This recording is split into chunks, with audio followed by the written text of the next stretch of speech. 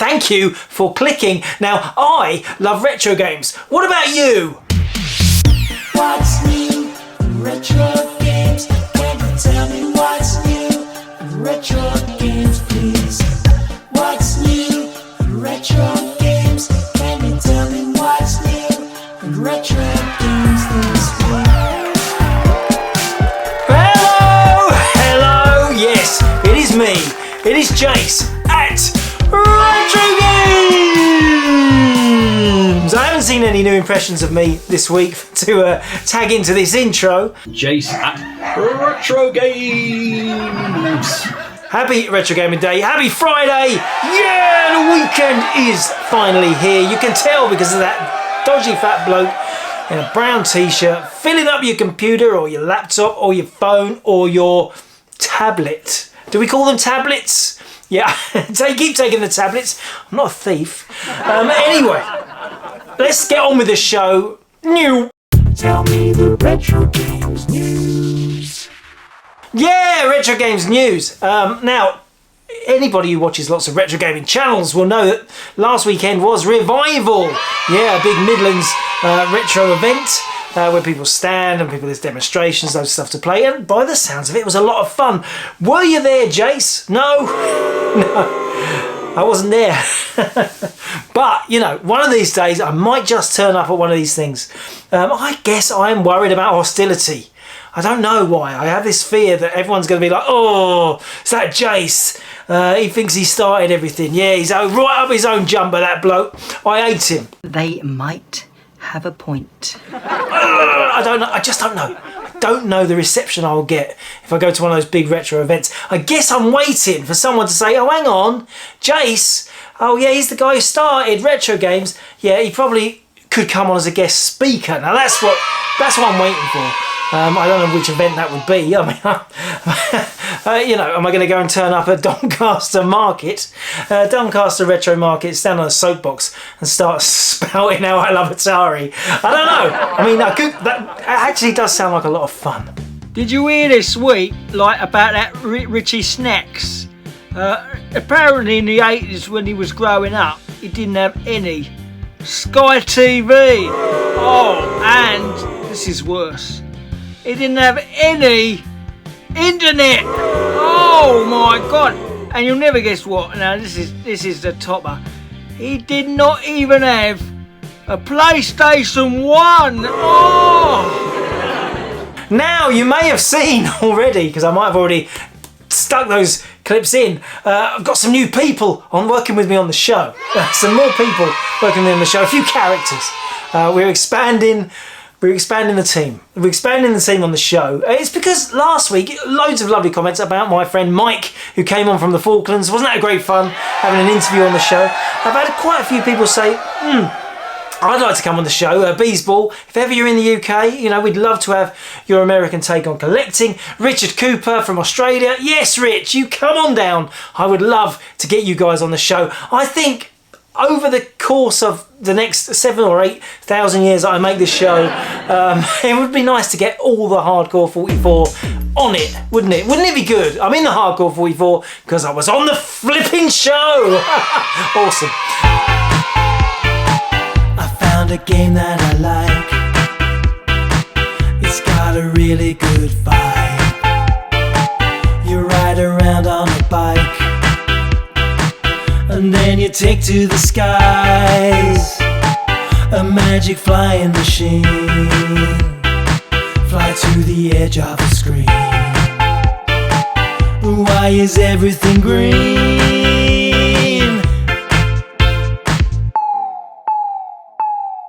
Is this some kind of joke? I saw this last week. You better not do that again. The characters, yes, some wacky characters. I hope you're enjoying those. Oh, is it that David Walliams? I like him. I don't know. I got carried away. I've got carried away. You thinking? I thought you'd already got carried away, like back in about 2021. Yeah, but they dropped me off and I ran back. I just thought it's a lot of fun, a bit of fun. You know, I can't come up with new music, a new jingle every week, but I can come up with some fun with those guys. So yeah. Now they haven't got names yet, and I thought, well, I'll give them names. Oh, I'll come up with some names. No. Why don't we have a poll for the names? We can do one at a time. We can name them with a poll. So I'll start a poll next week and you can vote on the names of the new characters on the show. What do you think? I think it's fun. Is it fun? So if you are planning to comment on the show, why not add on the end of it a suggestion for the name of this rather stern lady? She's very cross. You can tell, can't you? She really is cross. Excuse me. I think it is quite obvious I already have a name. It is for you to guess my name. Hey, don't cry for me, Sony Vita. Yes, we have got some Sony Vita in this week. Now, we have never ever managed to stock much of this. So to buy a collection this week was quite nice. It's nice to have a big chunk of it on the site. Now, I thought, well, I can't have all this much Sony Vita coming in without at least getting some on the show. So I thought, I'm not going to put them in the top 10. I just thought I'd have a little bit of a and have a look. And I think they're very cute games, aren't they? They are so sweet. The boxes are beautiful, aren't they? That very small size. I prefer this to 3DS cases. They look great in a line. Stop it, Jace! They look great in a line. They look great on a shelf. They've got the lovely blue tipped on the top and the lovely colourful titles of each game down the side. I think they are lovely, and you don't get much in them. You don't get much. Usually you just get the cartridge, not even a little slip of paper. This is from the era, like, you know, post PS3, Xbox One. No manuals anymore. No manuals. Yes, James, you're right. No manuals. It's annoying. But there's some great games. Walking Dead here, Tearaway. I thought we could have a little play of a couple of them. Not these ones. Rayman, Virtua. I mean, there's a lot of games here. You're thinking that's not many games, Jason. No, it is, because they're so tiny. Let's pick one. This is a game. Check this game. Danganronpa 2. You please?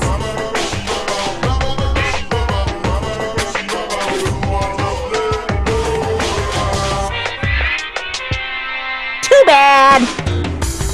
What amazing music. Just imagine these poor, out of work Japanese musicians making incredible sounds like that, and they get stuck in an obscure game on an obscure format. Poor them.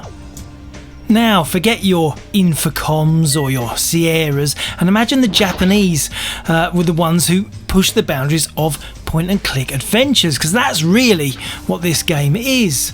But just look at the way they zoom in and out of items. It's got a real Sega Dreamcast kind of feel about it. That Japanese panache.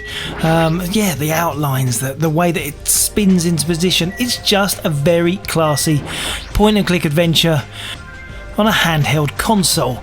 Yes, it's a bit unusual, but definitely something to play on a long bus journey, I think. Yes, and this one is even sealed. Beautiful. God of War. We've got, here's another rare one. Death Mark. Let's check this one out. So from a point-and-click adventure, we've moved on to a visual novel. I think this is more like a story. Very little decision making in this game. You just press X a lot while you look around at different things, come up to your own conclusions. A few decisions along the way, but it's a very simple game. But again, brilliant for a long bus journey. It's all about the story. And there it is. Again, just the cartridge there, but this bend up the inlay, open it like an idiot. Be sensible, Jace. Very rare game. Death Mark. Moving on, a Deception. Oh, this is another rare one. It's like I put them all together in the pile. Yomawari, Night Alone. It's a survival horror game. I mean, you'd think on a handheld device, is a survival horror game going to be that immersive? But let's just check it out anyway. Well, actually, this game plays more like a traditional JRPG, wandering around the dark streets. It's got brilliant style and atmosphere. It reminds me of Studio Ghibli stuff. Wandering about, the night time, the light, and then suddenly from nowhere, oh my god, that is a spooky monster. Yeah, the sound of it, yeah, it's creepy, isn't it? It's creepy. Oh, here comes another one. I mean, it's a bit like a head on a broom, I'll give you that. But there's a foreboding anxiousness to the gameplay, and you slow down your heart rate. Sure, it's just a snippet of a very fun horror adventure game. And again, this one is sealed. Isn't that beautiful? Any more? Shall we have any more before we go? Ninja Gaiden, Sly Trilogy, you know, huge successful games on PS2, Assassin's Creed, God Eater. Now, I know this one actually does come with something. It comes with a poster. That one comes with a poster. Beautiful. Ninja Gaiden 3. Another Sly Cooper, Thieves of Time, loads of this stuff, just beautiful stuff. MXGP, that's my kind of game. And what about this? A very rare game, this Velocity 2X. Let's check it out. At last I hear you cry, a super slick space shooter. No, it's not. It's a Metroidvania, and I hate that term. But yes, you are running through the caverns, shooting, collecting things, doing stupid skills, jumping about like a lunatic. But it's exactly the sort of game that everyone loves to play now. And what's better than playing it on a super neat handheld like the Sony Vita? I love these stages, yeah, like it's like Galaxian meets Metroid. Beautiful. And there it is again, just in the case, but beautiful games. I just think, nice. Now, there's one more here. It's in a bigger box. You're thinking, well, hang on, that's a PS3, PS4 size box. But it's not. Now, the game is called Fighting Climax. Yeah, we've all done that, haven't we, boys? Funny thing to name a game after. But, you know, hold on as long as you can. Think about football. That's what I do. Think about football. If you don't know what I'm on about, lucky you. Okay, here we go. There is, and it comes with a soundtrack. So it is in the normal case inside. American issue, this one. Has it got anything in there? Yes, it's got a little bit of paper with some stats on. Brilliant. But yeah, Fighting Climax there. Move on, Jace. Just move on, please. I went to ZX and I bought a game. Xbox 360. I didn't like it, but I played it all the same. On my TV, I streamed a video pretending that it wasn't that bad. Now I'm famous. All over YouTube. Now, I know the thumbnail has given this away, but we also had a huge collection this week of Geo AES. Oh, the king of consoles, those giant arcade machine ROM cartridges. They were exactly the same in the arcades as they were at the home, but that really did mean that they were incredibly expensive to buy at the time, and those values have only gone up. This is a common one, this is Samurai Spirits, but I thought I've got to show you some of this Neo Geo stuff, just for those uninitiated. This is what Neo Geos are like. They're in a big plastic case that opens like that, and the cartridges are huge. They have two boards because there's so much memory in them, and then you have like a little manual, and a lot of the manuals for Neo Geo stuff came in plastic bags. They actually came like that, so it's nice to have the plastic bag. Now that's Samurai Spirits, that's a fighting game. I'm only going to pick out some of the ones that I found more interesting. Some we'll just look at, like Samurai Showdown. Samurai Showdown. Now this is Samurai Showdown is. No, there's no need for that, is there? No, we all have our little moments. The other weekend, me and my Darren, we were queuing in Nando's. We finally get to the front and I asked for a packet of Wotsits. Took you a long time there, Jason. It was the game you just did. Samurai Spirits, but this is the USA name for it. They called it Samurai Showdown. We covered this recently on the 3DO, do you remember? Yeah, never got a proper European release, the AES. It got there was such a fervent import market that there was shipments of Neo Geo sent to the UK for sale over here. What's that game? Raven Games. I seem to remember they were like semi-distribution. They did the same with PC Engine. Semi-distribution of this stuff. but they were really exactly the same as the US version. There was no European. I've seen listed a lot of people saying the European version, but I've never really noticed the difference between a US version or a European release version. I could be wrong, but I just haven't spotted it. There's certainly no Italian, French, German instructions or anything like that, which you get on a lot of import games, particularly say Atari 700 or something. They love to pack in, those American games pack in loads of extra languages, which is fair enough because we don't all speak English. Some might say you don't speak it too well yourself, Jace. Yeah. Carrying on, Jace. Top Player Golf. Now, I know you're thinking it's a boring golf game, but Top Player Golf is one of the most highly rated golf games on any system. I think we should check it out. Now, the real beauty of traditional sports games made for the arcade is they had to keep them simple. You've got to grab the money off the punters, and that means a simple, addictive game loop which keeps you coming back for more. I mean, it's the cuteness of Mario Golf before Mario Golf came out. Yeah, it's there it is. There's that jumbo cartridge, and there is the beautiful manual in there. Yeah, Top Players Golf, because if you're a golf player, you might as well be the top. What the hell are you on about now, Jace? More fighting. Is this Fatal Fury special? Yeah, lots of fighting, you know. I mean, the Neo Geo is absolutely packed, full of fighting.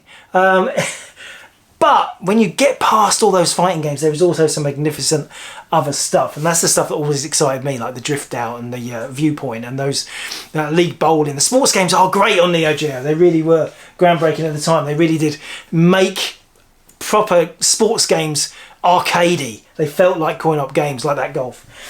Moving on, this game is called The Super Spy. Yes, some shooting. Let's check out The Super Spy for the Neo Geo AES. Actually, not so much shooting, more punching. Imagine Final Fight from a first-person perspective. Yeah, punch them bad guys. It's fun, it's different. It's pushing boundaries. There is guns. Here's an Uzi. Take down their mothers. And there's a lot of blade work. Does seem a bit vicious, some of this. Yeah, like we're just stabbing people in the chest. Yeah, I mean, they should have brought the guns, shouldn't they? Really, don't approach a guy wielding a gun. Some pretty ropey scroll in there, but you know, who cares? We're just taking out bad guys. And there it is. Yeah, it's just. There's no manual, this one, missing the manual, but it is the American version, which is more desirable. And there's that huge cartridge. Beautiful. Moving on, Jace. Yes, what about some football? Now, you've seen what Neo Geo SNK did to golf. Let's see what they did to football. This is the US version of Super Sidekicks. Check it out.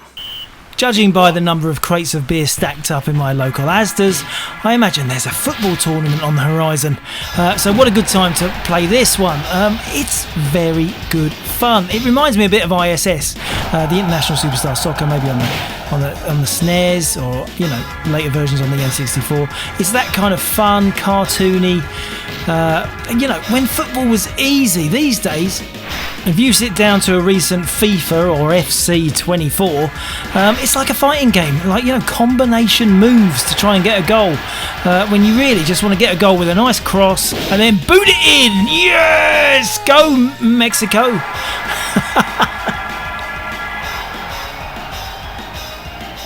I mean, even if you're not a football fan, you can tell this is a fun arcade game, especially for two players. Yeah, there's brilliant games, really. In the arcade. This is missing the inner box. There's an inner plastic tray that is usually stuck down in there, and there you can see how they are glued in because it's missing on this one. But you know, it's fine. It's still a box game. It doesn't rattle around, and it's all right. It's all right. It's average condition. We've marked that average. Yeah, like me. Okay, moving on. What about this? This is getting some shooting action now. We got some proper shoot 'em up, fans. Finally, Alpha Mission 2, but this is the rare USA version. Let's check out the game. Yes, this is what you want from a retro game, a classic top-down scrolling shooter. Blow those mothers away. Sometimes the simple things in life are the best. And that's a pretty, I mean, you know, James on his channel always talking about box porn, but that is pretty gorgeous, isn't it? That is a pretty gorgeous case for a pretty epic shooter. Let's just have a little look inside. There's the cartridge, beautiful, and there is the manual, pristine, lovely. We like a bit of shooting action. Now, a lot of the games, as I said before, are fighting games for the Neo Geo, and I'm just gonna show you this. This is King of the Fighters 94. Now, you'll know this series came out on loads of other formats. You can get it on PlayStation 2, you can get it on Saturn, you can get it carrying on. I mean, not 94, but King of the Fighters is an ongoing long-term franchise. But it started on the Neo Geo with King of the Fighters 94. And unlike many fighting games, it was prone to the yearly update. Think of your FIFAs. You can't get enough of the FIFAs. Yeah, like FIFA, you are getting an updated version. It says continual stories, like Tekken, like Soul Calibur, like big story with fighting as part of the story. So it's kind of fun. And that story lived on a year-by-year basis in a series of fighting games, which is pretty legendary. So there we have 1994, and here we have 1995. Beautiful. This is in the shock box. This is a clip down like that, and then you open it like that. Beautiful, like that. Let's keep going. Here we have 96. Yes, King of the Fighters 96. And I think that's the same artwork they used on the Saturn version.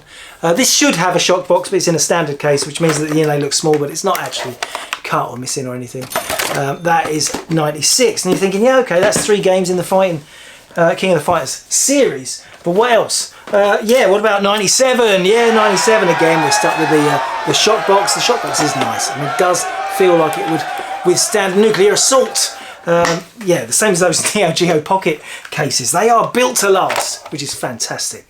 Again, beautiful condition. King of the Fighters 97. That's 4 King of the Fighters games. Carry on, Jace. All right then. What about King of the Fighters 98? Yeah, they're getting to the rare ones now. These are very, very nice. Again, shock box. This comes with an extra book. There you go. This is like so you've got the regular manual, beautiful, and then you've got this King of Fighters 98. It's like it's typical of Japanese stats, and then some pictures of no, actually mainly just stats. It's mainly just stats. King of the Fighters 98. I forget what it's called. It's got a funny name. The guide. Anyway.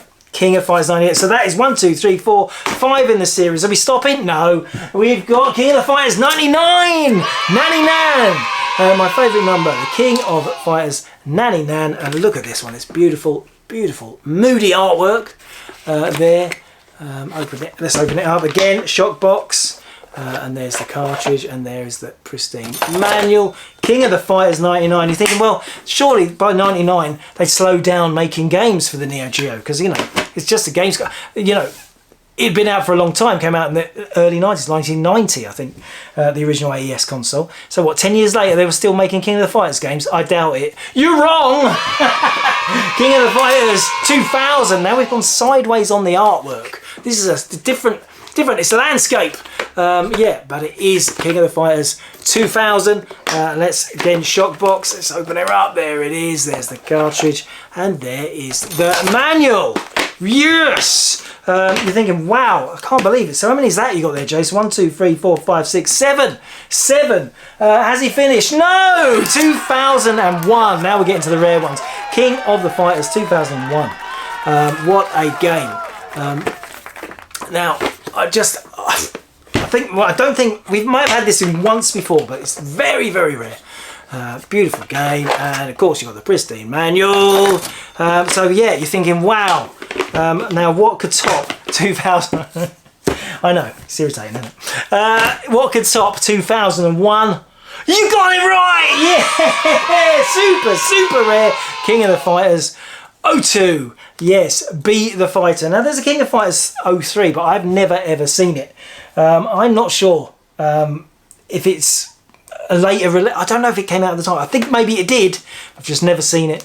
But King of the Fighters 02, very, very exciting game and very hard to find.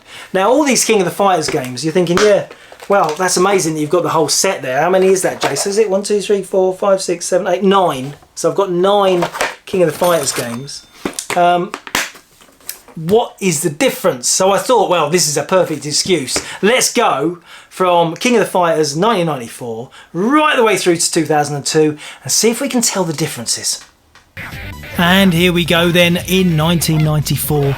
It looks like a very standard fighting game. It's Street Fighter 2 influence, that is for sure. Here we go, 1995. Remember that guy, Iori Yagami? He has a bit of string hanging between his trousers. Here he is again in 96. I know what you're thinking. Yeah, maybe the graphics slightly bigger, or the characters bigger. 97, the characters maybe are not any bigger. Brilliant background on this one. I like the dragon. Let's move on to 98. Yes, and now we're always in an under. How many times have you fought someone underneath a bridge? And there's always a Volkswagen Beetle. Why is that? It looks very similar though, doesn't it? 99. And we seem to be on the set of Jurassic Park. Yeah, it's very, very similar. I will say it's similar. Okay, 2000. Now this is pushing it a bit. We have a sandstorm. We are in the middle of a sandstorm. Yeah, whip me. He's still got that bit of string, hasn't he, Iori? Well done, mate. Okay, 2001. Now we're getting somewhere. This must have moved on graphically, hasn't it? No, it hasn't, has it? It's very similar. Look at the dodgy graphics of the ladies in the bikinis at the back. We don't care. They've got bikinis. And here we go, 2002, the big finale. I mean, that main character, that guy is tall, isn't he? And the bit of string is still there on Iori's trousers. I'm not sure, but now we're in the era of the PlayStation 2, and I think a lot of those 3D fighters are a lot more impressive, don't you?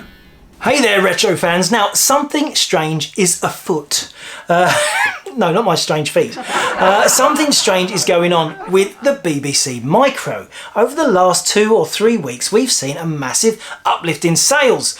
So much so that I think one day last week, I think we had almost a whole picking sheet that was all BBC orders just on the same day. Now, these things happen. Sometimes we get put up on a Reddit or a notice board, and everyone chips, oh, there's a great place to get BBC stuff. And we have got a ridiculous quantity of amazing BBC games, but it's always been incredibly slow to sell. I think we've got about 1,200 different items and games for BBC Micro and Electron, which is something it's taken 30 years nearly to build up.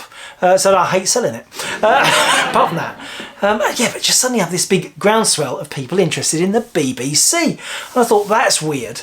So we've found loads more to list. So loads more interesting things to go on there. This happened with Atari. The release of the 2600 plus, 2600 plus, which took old cartridges, suddenly saw a massive uplift and people started buying old Atari stuff again, which is great. We sold a lot of our stuff off very, very quickly, very, very cheap, which was a bit sad. But I don't know, something similar has happened with the BBC. Maybe there's going to be a BBC Micro version, plus coming out from someone, one of those mini micro things by that company that we don't talk about. Who knows? But there is definitely a groundswell of BBC. So I thought, well, I wonder if that's going to influence the top 10 this week. What's number 10? Yes, it's a bit of a BBC and Electron special this week, and welcome to Night World by Alligator, one of my favourite labels, and not because of the quality of the games, but because of the artwork. And you can see why, because this game looks broken. Why isn't that blue blob chasing us? And then the bird doesn't actually kill us. It's a broken game. What's number 9? Believe it or not, this is not the most offensive game I've picked. Wongo. That's not to say it isn't offensive. It is set on the Great Wall of China. Who knows why? And here we are. We have a pogo stick.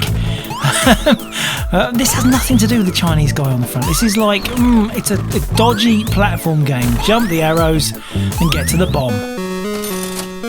What's number 8? Salamander Software, more famous for games for the Dragon 32, but they released this on the BBC, and it's very flickery and feeble. They couldn't stay away from the dragons, could they? It's still got a dragon in it. It's an iffy version of Missile Command. We're using our flames to take down these lightning bolts and protect the land below. Pathetic. What's number 7? Uncle Claude, another alligator title, and that is Sir Clive Sinclair strangling someone on a conveyor belt. Okay, it's a story tagged on to a mediocre game. This is supposed to be working in an electronics factory. Those are cassettes, and that's Uncle Claude. He's coming to get you. According to the guide, he throws strads at you. It's beyond cheesy. What's number 6? Frenzy. Now this is quite a common game on cassette, but this is the red disc version, and look at that lavish packaging. It's a pretty simple Quicks game really, but just such a lavish package and very rare. What's number 5? Do you remember Peaksoft? A very quirky label. Their big hit on the Spectrum was The Boss. But this game is Gulp, and you play a lion tamer, working your way along the platforms, putting your head in lions. Yes, those are lions. Putting your head in those strange lions' mouths. Now, I can't figure out how I'm going to get any score. You get 50 bonus for grabbing this. But yeah, I'm not getting any points for putting my head in the lions. So I think they're just to slow you down and stop you working your way out. Mind the mouse. What's number 4? This is the most offensive game of the week. It is called Woks. And just reading the intro screen will prove how offensive it is. If you manage to correct, that's collect, all 8 woks, that means locks from a loom. That means room. You get it, don't you? Look at that other word, rimeted. Rimeted. I've never seen that written down, but that means limited. The actual game itself is very feeble. Yes, you get this key and then you get to the door and there's a wandering security guard who really doesn't give a monkeys where you are and leads you to your own devices. Pathetic! What's number 3? There is so much offensive software for the BBC and Electron. This is Raj. He is the owner of an Indian takeaway who likes to partake in his own Vindaloo curries. Unfortunately for him, he's eaten just one too many and must find the toilet somewhere deep in the cellar. Yes, we are helping an Asian man have a poo. Quality gaming on the BBC. What's number 2? Now, if you're like me, it's hard to imagine this game on any other format than the Commodore 64, but Uridium did come out for the BBC Micro. This is the red disc version, and as you can see, it plays very nicely. Here it comes, it's number 1. Here it is then, number 1. Whoopsie! Look at that. Now, if ever the artwork has got some correlation to the quality of the game, this does not bode well. But funnily enough, it's a pretty cute game. Yes, that little baby is wandering around, and again we are cleaning up poos. Little stinky poos. I love the poo sound as he splats one out. Yeah, what a crazy game. And I think the BBC and Electron are full of them. Thank you. Yes, have we done it? Have we? Have we got the show down to a normal length again? I'm hoping under half hour. I'm hoping 20 minutes. I really wanted this show to be 20 minutes. Quicker for me to edit, quicker for you to watch. I'm saving you time, boys and ladies. Do you really think people are still going to be watching this drivel? Thank you for watching another show. I've got a lot more exciting stuff coming to the show, coming to the site next week, which I'm really looking forward to talking about. Until then, happy retro gaming, retro gamers! Retrogames says thank you for watching. Retrogames says thank you for watching. Now, if you enjoy me on this show, have you wondered what it might be like to watch me in Japan, wandering around, eating food, going to all the retro game shops, buying tons of stuff, being an idiot?